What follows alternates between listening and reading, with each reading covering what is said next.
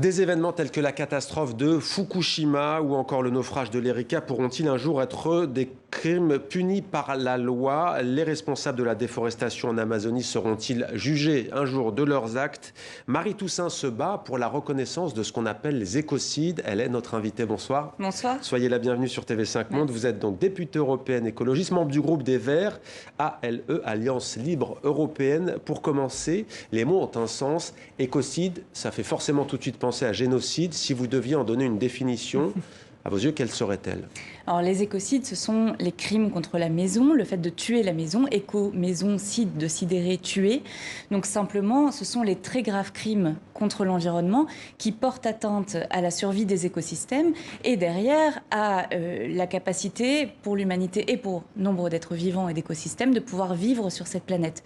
Vous en avez cité quelques-uns. Ce sont ces très graves crimes qu'on ne voit pas si souvent que ça, et c'est heureux, mais qui arrivent aujourd'hui sur notre planète et qui sont pour l'instant dans une totale impunité. Des exemples, j'ai cité notamment les marées noires en parlant de l'Erika. Les autres qui vous viennent à l'esprit, quels sont-ils? Alors on a effectivement Tchernobyl et Fukushima que vous avez abordé également. Catastrophe nucléaire, radioactive. Catastrophes nucléaires qui font des dégâts sur plusieurs décennies.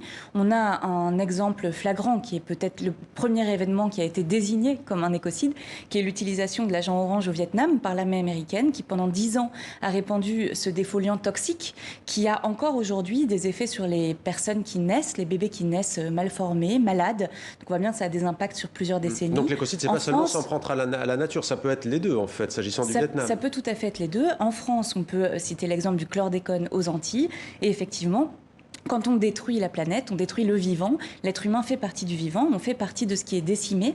Mais l'enjeu de l'écocide, c'est une véritable révolution civilisationnelle. C'est-à-dire que jusqu'à maintenant, on a construit un droit dans lequel l'être humain domine la nature, peut finalement manipuler la nature à ses propres fins, à ses propres intérêts, reconnaître les écocides. Ça fait partie de la reconnaissance des droits de la nature. Et c'est de dire que nous devons vivre en harmonie avec le vivant et commencer à tenir compte du rythme et des besoins de la nature pour pouvoir développer l'action humaine. Alors, la déforestation, on en parle souvent s'agissant de l'Amazonie, notamment au Brésil. On en parle aussi beaucoup en Indonésie pour produire de l'huile de palme. Mais un cas beaucoup moins connu et qui est emblématique pour l'Europe, puisque c'est l'un de ses poumons. Il s'agit de la Roumanie. Vous voyez ce reportage signé Éric de la Varenne. Salut. Salut. On va où? On va par là, pas très loin, là où les gardes forestiers sont passés il y a quelques jours. Depuis des années, le sénateur Mihai Gotu se bat pour préserver la dernière forêt primaire d'Europe.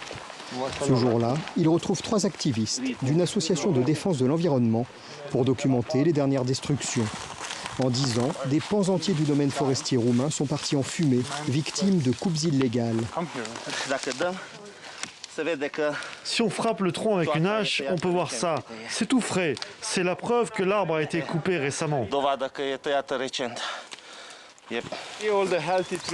Ici, tous les arbres sains ont été coupés. C'est ce genre de pratique qui mène à ce qu'on peut voir ici, une montagne sans forêt.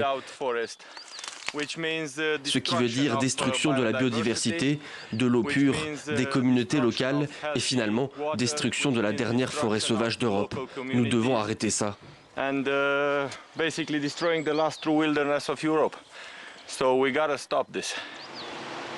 Mais Mihai Gotu et ses compagnons se sentent bien seuls. Ils dénoncent un abandon des autorités face à des industriels peu regardants, d'autant que le bois illégal rejoint selon eux le marché légal. Les trafiquants ont des soutiens politiques et ils ont récemment volé ici l'équivalent de plus de 4000 camions de bois. Face à cette hécatombe, ils comptent sur les réseaux sociaux sur lesquels ils s'appuient pour dénoncer le massacre. Objectif, aboutir à une prise de conscience générale pour faire bouger le gouvernement roumain et l'Union européenne. Il y a urgence. Ici, près de 30 000 arbres seraient coupés chaque mois. Et dans une vingtaine d'années, si rien n'est fait, la dernière forêt primaire d'Europe ne sera plus qu'un paysage lunaire. Marie Toussaint, vous menez la bataille donc au Parlement européen pour qu'on le reconnaisse les écocides. Dernière étape hier, racontez-nous avec cet amendement, c'est une avancée? Alors on discute justement de la lutte contre la déforestation à la fois au sein de l'Union européenne et à l'extérieur de nos frontières. Au sein de l'Union européenne, la problématique de ce qui se passe en Roumanie est absolument dramatique et on est effectivement devant un écocide, la destruction de la dernière vieille forêt d'Europe, mais aussi de nombreuses vieilles forêts européennes en Roumanie. Votre reportage le montrait très bien, c'est une problématique qu'on retrouve, comme vous l'avez dit, en Indonésie ou plus grave encore au Brésil, où la déforestation augmente beaucoup sous Bolsonaro, même pendant le confinement.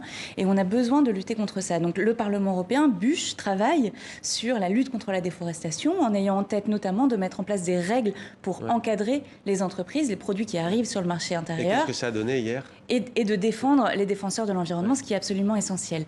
Hier, on a donc voté sur ce dispositif qui permet l'encadrement des entreprises, mais surtout, j'en reviens à la thématique de l'écocide. J'avais déposé un amendement sur la reconnaissance des écocides dans ce contexte qui a presque obtenu la majorité des voix. Il en manquait 2 en réalité hier après-midi, ce qui montre bien que le Parlement européen avance, se saisit enfin de cette question. Ça fait d'ailleurs écho aux propos à la fois du président Emmanuel Macron ou du pape François qui, en parlant de l'Amazonie, avait dénoncé l'écocide qui était commis par ceux qui déforestent et par le président Jair Bolsonaro. Alors il y a des tribunaux comme la CPI, qui est la Cour pénale internationale, qui juge les crimes de guerre, les génocides et les crimes contre l'humanité. Aujourd'hui, qui pourrait juger les écocides ? Il a été évoqué dans les années 70 d'inclure justement le crime d'écocide dans la Convention sur le génocide de 48. Ça ne s'est pas fait. Dans les années 90, on est revenu en essayant d'élargir à la CPI. Qui pourrait s'en occuper ? La CPI est un très bon lieu pour traiter des crimes environnementaux, des écocides, des plus graves crimes environnementaux.